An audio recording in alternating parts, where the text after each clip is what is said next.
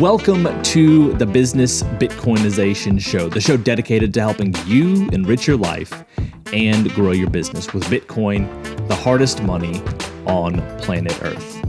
I'm your host, Josh Friedemann, and our guest today is Andy Schoonover, who's the founder and CEO of CrowdHealth. Now, CrowdHealth is a community-powered alternative to health insurance that provides a revolutionary way of paying for healthcare bills through crowdfunding. They are using Bitcoin in their business model, but they didn't start out that way. It's just that by adopting Bitcoin into their business, they found that they were able to help more people more effectively. And I hope that you might find that to be true for your business as well. I'm excited to share with you what Andy's doing. And before we get to that interview, we have this week's Bitcoin Meetup Spotlight. Every single week, we're going to have a spotlight of a different local Bitcoin meetup. And what Bitcoin meetups are gatherings of people who are interested in Bitcoin or interested in learning about Bitcoin. And they meet all over the United States. I can tell you in just a second my favorite way to find Bitcoin meetups if you're looking for one near you. But this week's Bitcoin Meetup Spotlight is Rocket City Bitcoin. Huntsville, Alabama surpassed Birmingham as the largest city in the state last year and was recently declared the number one best place to live in the United States by U.S. News and World Report. The city's famous for rocketry, including the Saturn boosters that sent astronauts to, you guessed it, the moon. The local Bitcoin meetup has been meeting every month since launching and is also on a parabolic trajectory. Since starting, they've covered topics ranging from basic transactions to operating a Bitcoin node and how to self-custody your Bitcoin. Beginners and experts alike are welcome aboard. The countdown to self-sovereignty has begun. Find them on Twitter at HuntsvilleBTC or at rocketcitybitcoin.org. Now, if you're not in the Huntsville, Alabama area, and I'm guessing that most of you aren't, then I encourage you to download an app called Oshi. Oshi originally is to give you cash back when you purchase something in Bitcoin at a participating store. However, they also have a map that shows Bitcoin meetups in your area. So anywhere you are in the world, you can always open up the Oshi app and find the closest Bitcoin meetup to you. There's a link for Oshi down in the show notes below. Now, we're going to get to our interview with Andy right after this. There are dozens of places where you can buy Bitcoin. So where do you go? Well, since the beginning, I've gone to Swan. Swan Bitcoin offers ways for you to make instant buys or to dollar cost average into Bitcoin. And if you're looking to purchase $100,000 or more over time, Swan Private gives you a one-on-one rep who can help you navigate any questions you might have. Maybe you're a business owner looking to give your employees a consistent Bitcoin bonus. If so, Swan's Bitcoin Benefit Plan is your answer. In fact, I can't think of a lot of good reasons not to at least check out Swan. So to get started, go to swan.com/bizbit. And if you're on the fence about Bitcoin, just trying to learn more, you can download your free copy of Inventing Bitcoin from Swan. People who don't know about Swan are buying this excellent overview of Bitcoin on Amazon right now. But you know about Swan. So go to swan.com/bizbit. Then there's River Financial. River lets you dollar cost average as well and charges zero fees when you do. But there's something else that makes River stand out to me even more: cash flow. If you like your money making money, River's hosted Bitcoin mining service might be just what you're looking for. Through River, you can buy new Bitcoin mining hardware that they'll then run for you. Or you can select a miner that's already up and running and start receiving Bitcoin in as little as 5 days. This is a great option to grow your personal Bitcoin stack, but it can also be part of your IRA or business account. Go to bizbitshow.com/river to get $100 in Bitcoin for every miner you purchase through River. That's bizbitshow.com/river. And last but certainly not least, we have Oshi. If you're looking for a risk-free way to take Bitcoin for a test drive in your business, Oshi is for you. Oshi lets you give your customers cash back in Bitcoin using the Bitcoin Lightning Network. Merchants love the Lightning Network because it provides instant payment settlement and makes chargebacks a thing of the past. It's great for you, but what's in it for the customer? Oshi changes this. With Oshi, you can set up promotions to incentivize customers to pay in Bitcoin. There are zero processing fees, and you only pay the 2.5% platform fee when customers actually make purchases. To see if Oshi's right for you, go to oshi.team/bizbit. Once again, that's oshi.team/bizbit. All those links will be down in the show notes. And now, on to today's interview. Andy, welcome to the podcast. Thanks for having me. So I like to start off every interview with a few questions that help us to get to know you a little bit better. So you ready for these? I'm ready. Bring it on. All right. When and how did you first learn about Bitcoin? Yeah, it's kind of a hard story because I learned of Bitcoin, I think 8 or 9 years ago in the very, very beginning, not the very beginning, but pretty close to the beginning. And I remember telling one of my good friends, I was like, you know what, I'm just going to put $10,000 into this new monetary thing that nobody really truly understands. But it's a $10,000 flyer. And I think Bitcoin was at like $100 or something. It was somewhere between 100 and 1,000. And he talked me out. I was like, this is dumb. This is not going to work, And here we are at 39,000 today or whatever. And I'm like, oh, if I had only, and I know that, people listening to this, I think probably lots of folks have the same story. It's like, man, if I had only gotten in, when I first saw this as being a good idea. I kind of went on my life doing a bunch of healthcare stuff and hadn't gotten kind of reacquainted with Bitcoin until, I don't know, probably a year ago. And I was sitting at lunch with a guy, Jimmy Song, who many Bitcoiners know. And he, as he says, orange pilled me. So I'm about a year into this Bitcoin journey. But it's been fun to get to know the folks. And I think the most interesting thing to me is like the community around Bitcoin. For a group of people who talk a lot about being sovereign individuals, it is pretty fantastic to see just the strong community of Bitcoiners. So they have welcomed me in and given me grace and been just, totally up for educating me on what Bitcoin is and how it works and why it will stand the test of time. The next question is, what's an insight or fact about Bitcoin that you wish everyone understood? Yeah, I think that for me, I was a little bit scared of it because I just didn't understand. And I thought going in, if, we're always, just as human beings, a little bit fearful of asking dumb questions. And so I think people who want to get into Bitcoin are going to find a community of people, like I just mentioned, that are just very willing to and excited to be teachers.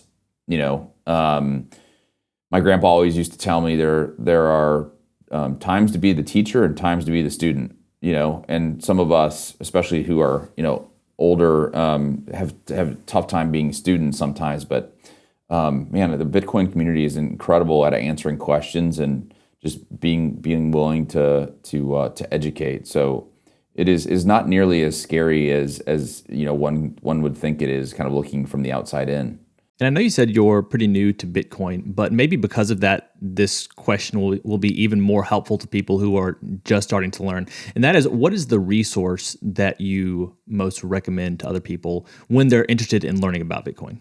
I mean, I went on Amazon and I just put the basics of Bitcoin because I wanted to at least have some kind of foundation. And so, there's a bunch of books on Amazon for, the basics of Bitcoin.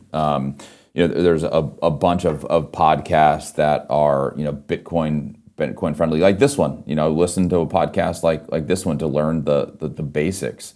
And then, like I said, you can reach out. Twitter is kind of the place where I feel like a lot of Bitcoiners hang out. I think you could go on Twitter and find somebody who looks to be knowledgeable in this space and just reach out to them and be like, hey, I got a question. And, my bet would be that they would answer that without hesitation. So, there's so many resources nowadays. I think, Elon Musk, I think, recently said something like, there's nothing you can't learn for free on YouTube.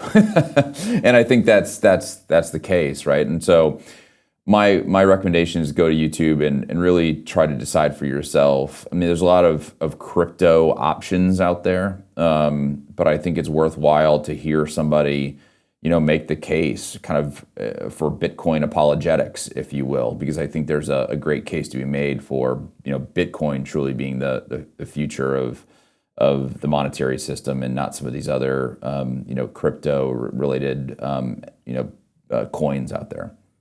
Yeah, and I'm super thankful because I am fairly recent to Bitcoin as well, and I was so thankful for coming in, having so many great pieces of content, great resources, suggesting why Bitcoin is in a class of its own, and probably the only way to go, in my opinion, the only way to go. So Sure. I'm really thankful for that, because back in the day, it depending on when you entered in, all sorts of other things were out there, and today I guess it's even more true than it's ever been. There's so many other possibilities out there, but Bitcoin is in a class of its own, and that's the sooner you figure that out, the better it is for you usually. Question number 4 is this: beyond Bitcoin, what's a resource or an idea that's been valuable to you or your business recently? Yeah, it's a good question. And I think the idea that I'm kind of bouncing around in my head, and this is probably an unconventional one for the people that you have on your show, but I'm trying to figure out. I got a small family, or a family with small kids. I have about a 5-year-old and a 3-year-old, and a wife who likes me around, thank God. And a startup, which is another child of mine, right? And so I think a lot of the things that people deal with when they do a startup is how do you balance that time between family and startup, because it is very, very easy to get totally engaged in what we're doing, because we're just fired up about it. And oftentimes more fired up about our business than fired up about going home and dealing with a 3 and a 5-year-old who are kind of being 3 and 5-year-olds, right? And so, for me, the idea here is like, how do you scale your time more effectively? And the two things that I kind of lean on is, as just a business owner, is, how do you get to that 80% rule? We like to say that, 80% is good enough to move on. Right? Like that remaining 20% takes so much time, and is not nearly as valuable as that first 80%. So if we can get something to 80%, we go, and then we will iterate along the way. So that's one. That saves me a bunch of time at work, so that I can get home with my family. Second is, don't be a control freak. If you have to be involved in every decision that is made, that's going to take a ton of your time. And so if you can really delegate to people, and find a really good team and be comfortable with the decisions that your team makes, I think it just opens up so much time. And I truly believe that my best ideas come when I'm walking my dog or playing with my kids in the backyard, or wherever it's somewhere outside of the 4 walls of the office. And so probably not the direction you thought I'd go with that, but it is in my mind constantly as a husband, a father, and a business owner. It's something that a lot of us, I feel like, struggle with. I keep the questions open-ended because you never know what you're going to get. And I think business owners, people who are using their time well, people who are maxed out, they're looking for how to get that edge. And so if they can hear one thing from one person in one random podcast episode that can help them out, that could be it. And someone today, someone at some point needed to hear that. And so that's going to be helpful for somebody out there. So here's the final question. The final question we call our arbitrary but insightful question, and it's this. As a general life principle, is it better to ask why or why not? Man, it's a great question. Simon Sinek, is the kind of master of asking why, right? And always to be the contrarian, I'm going to go with why not, is the more important one. I think so many businesses, I know my business, was the result of a lot of people being like, there's no way that can happen, right? There's no chance that you can build something like that. And so my response is always, why not? Why not? Why can't it happen? Why not? And so, I'm going to go with why not, because I think we have a lot of critics, from the outside kind of looking in and saying, you can't do it, you can't do it, you can't do it. Why not? Why not? And so you kind of look at some of the incredible innovations over the last, decade. And I think a lot of people are kind of responded, why not? So I'm going to go with why not.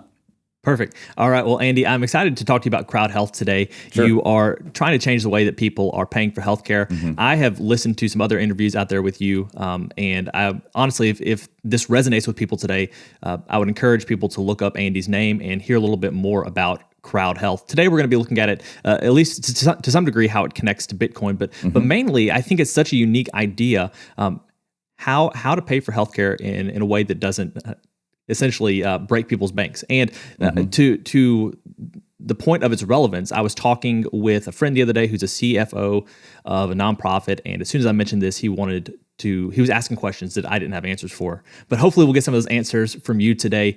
A little bit about CrowdHealth and how it came about, the problems that you're trying to fix with CrowdHealth. Sure. Yeah, this is my second run at healthcare. My first one ended in 2014. I sold the company to a private equity firm, and I stuck around for a couple of years, rolled off of that, and like many Americans, I had my healthcare through my company, and so given I rolled off of the company, I didn't have healthcare anymore. So I went over to healthcare.gov and thinking that was the only option.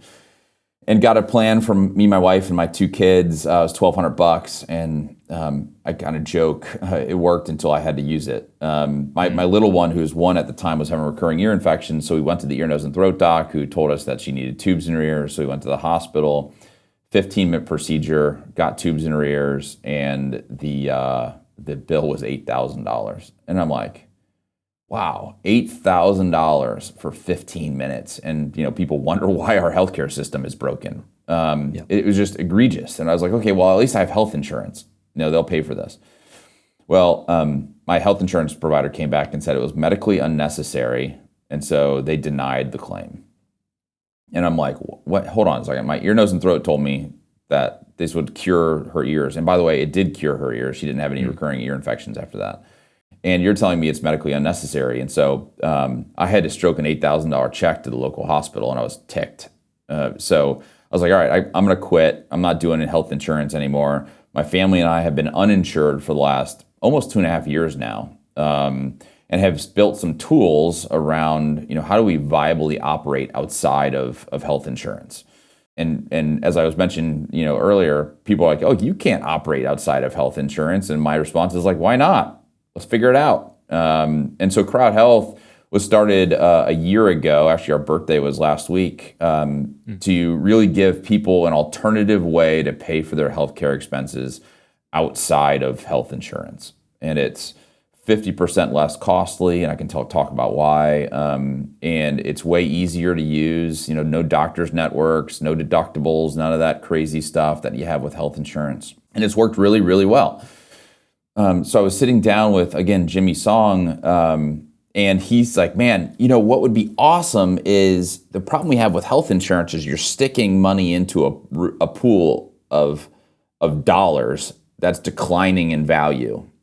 And so what if you actually could hold Bitcoin in a decentralized risk pool as opposed to dollars in a centralized risk pool? I said, great idea. Let's figure out how to do this. And so we're going to be launching the service, kind of using Bitcoin as the fuel to do this, probably in the next 90 days.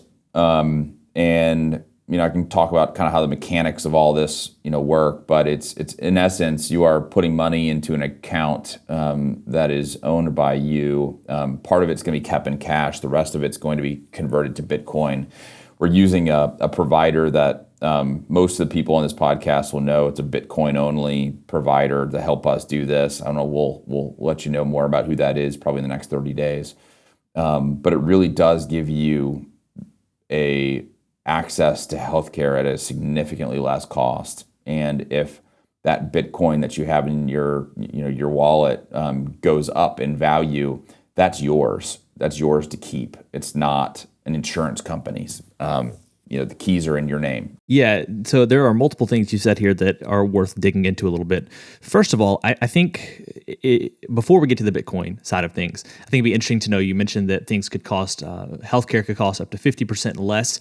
So maybe speak to that a little bit, what you can do. I feel like it's almost a double value proposition for people who really are into Bitcoin. Mm-hmm. You have Bitcoin involved here, and plus it's just kind of a better way of approaching things. So maybe talk about the 50% less side of things, and also maybe how you're differentiated slightly from other companies who so someone might hear this and be like, This sounds like just kind of a medical payment sharing service. So how is it different? And then also, how can you save some money with your approach? Yeah, let me start with how do you save some money? I mean, it's interesting. People are really like confused by why healthcare is so high, right? Especially we pay twice as much per capita as any other country, and that country is Switzerland, and then it's like 3 times per capita the next one on the list. And so our system is set up so that the buyers of healthcare, which right now are health plans, and the sellers of healthcare, which is more and more hospital systems, both have an incentive for prices to go up. The big lie in healthcare is that your health plans are negotiating on your behalf, and that's not actually the case. So there was in Obamacare, so I don't know, 10 years ago, they put in a part of that legislation that says health plans can only profit 15% of your premiums, right? And from the outside looking in, that's like, oh, that's great. Like they can't, fleece us with 30% profit margins or whatever. But if you think about it, these health plans are for-profit entities. So if you have a $1,000 premium, they can only make $150. So how do they make more money? Your premium has to go up. So at $1,000, it's $150 worth of profit. At $1,100, it's $165 worth of profit. And so they actually have an incentive for your premiums to continue to go up. And that's a perverse incentive. They are not acting on our best interest. So that's why healthcare is so expensive.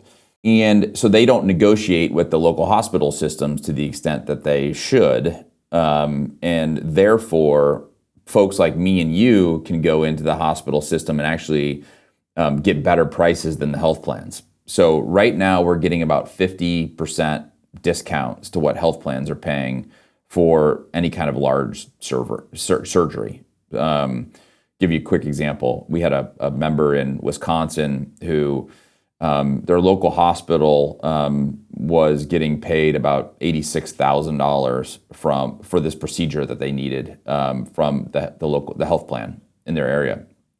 We found another hospital close to their home that would do it for $44,000. So it just went from 86 to 44, right? Just because we went and shopped around. We found another hospital that was in Oklahoma City, so 1,000 miles away, that was $22,000. So we have a price that is about 20 or 75% less 1,000 miles away. And so that's how crazy our healthcare pricing structure is right now. And funny enough, we got them 2 first-class tickets to Oklahoma City. We put them up in the nicest hotel in Oklahoma, and they got their surgery, and they still saved $50,000 as a result of that. So in essence, if you can pay with cash and don't have to go through the health plan, doctors are willing to give you substantial discounts for doing that. So I think that answered your one question, is like why can we save so much? It's primarily because doctors and health systems don't like to bill health plans because they're hard to bill, and the health insurance plans can't really negotiate with the hospital systems, or they don't negotiate with the hospital systems, and so the prices are way inflated. I'm curious how you think about this when it comes to the model of CrowdHealth. Do you see this as reforming the insurance system over time, or doing away with it? Like, is this a new way of doing things where insurance is no longer necessary, or will this eventually change the value proposition of insurance for consumers? Yeah, I mean, I think our vision is a post-insurance society.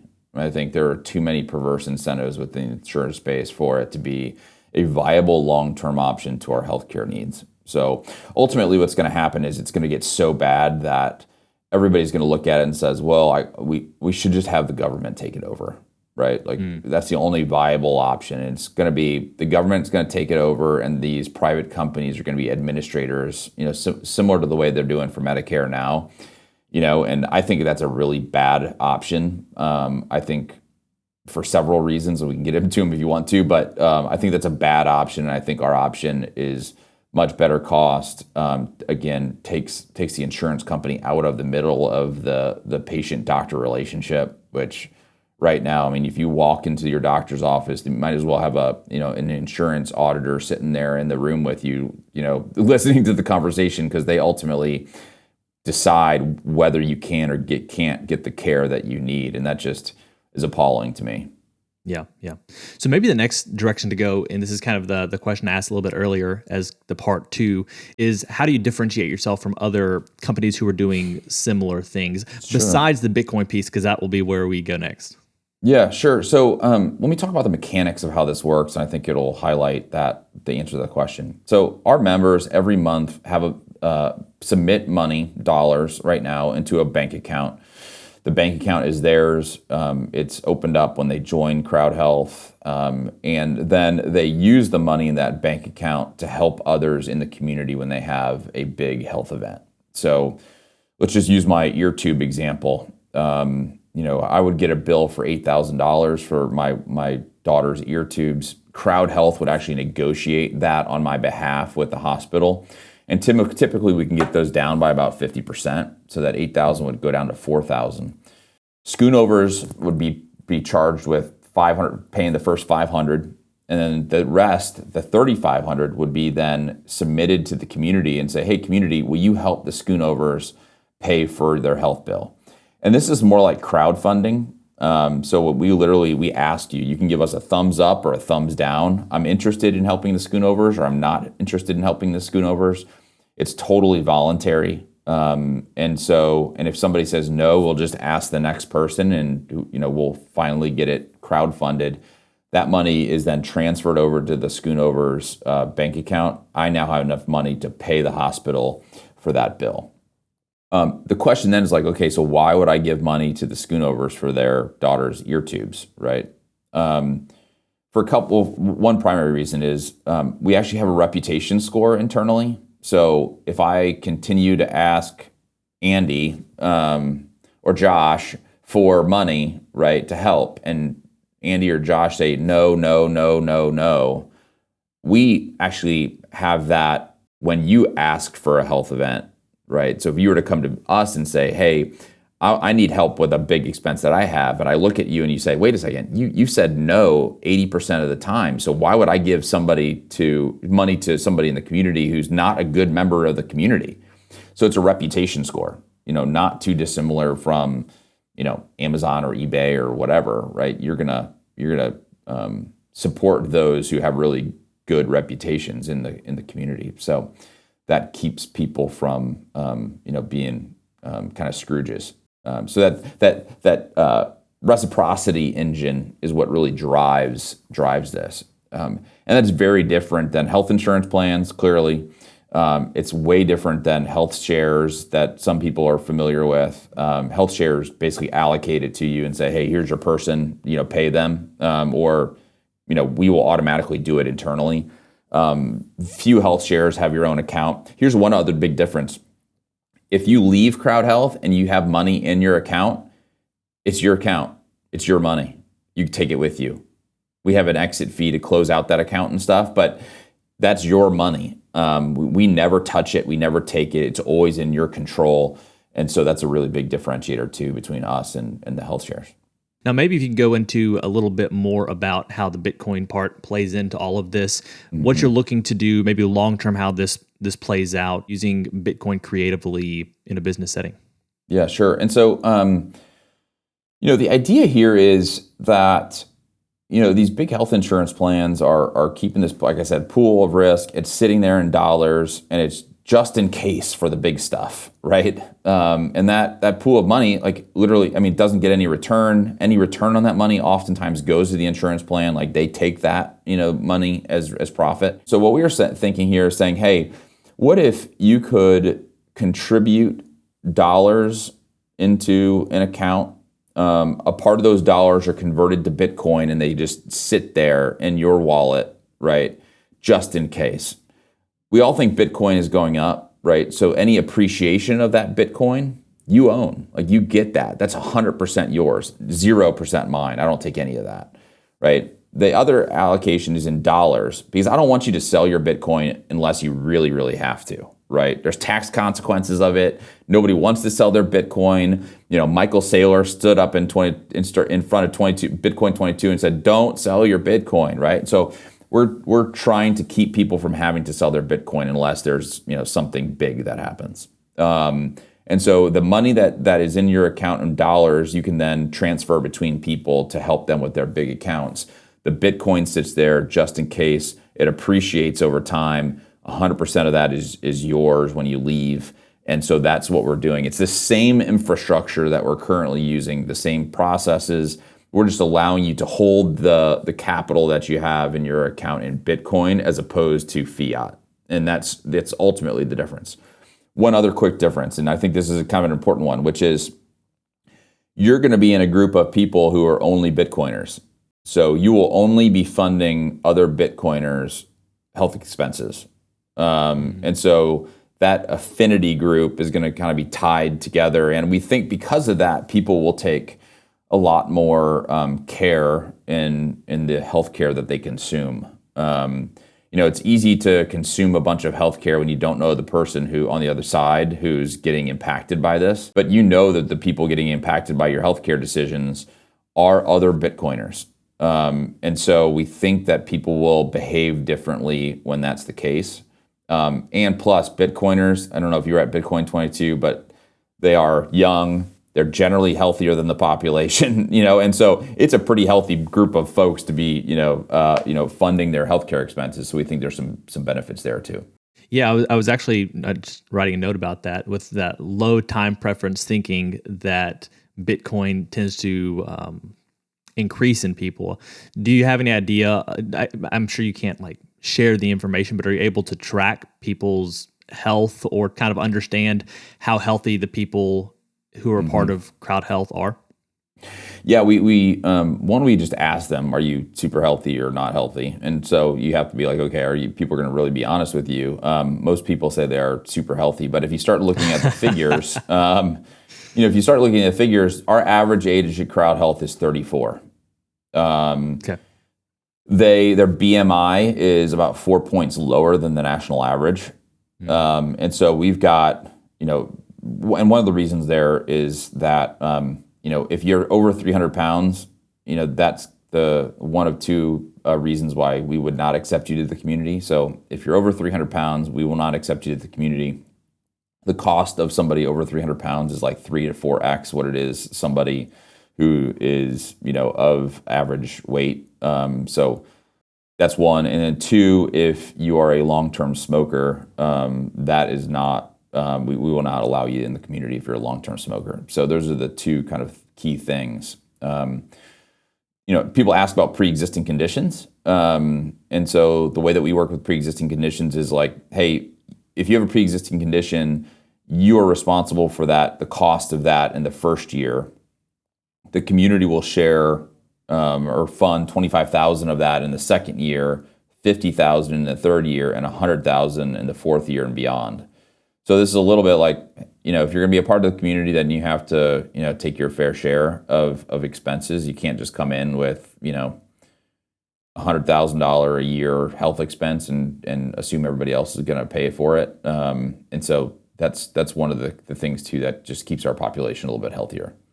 How about organizations? Do you work with organizations, or will you work with organizations in their entirety, or is it still on a person-to-person basis? Obviously, there's going to be the caveats like the 300-pound, et cetera, et cetera. But generally speaking, would you work with an organization, or would it have to be everyone within that organization comes to you as an individual? Yeah, so I guess both. One is we've worked with organizations, and then the organization can, depending upon the size of the organization, if you're 50 people or more, there are some Affordable Care Act requirements and regulatory requirements there. If you're under 50 people, it's a lot easier. And we have an ability for you to offer, kind of what's called a minimum essential coverage plan alongside what CrowdHealth does. And so, if you have an organization and are interested, I can kind of tell you within a 10-minute conversation whether we'd be a good fit for you. Sure. Are there any other questions that I haven't asked that, especially in the Bitcoin conversation, would be helpful to uncover and discuss a little bit? Or is that pretty much everything as far as the basics go?